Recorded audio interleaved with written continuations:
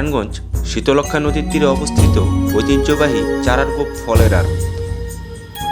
দেশি ফলের জন্য যুগ যুগ ধরে বিখ্যাত চারারগোপ ফলের আড়ত।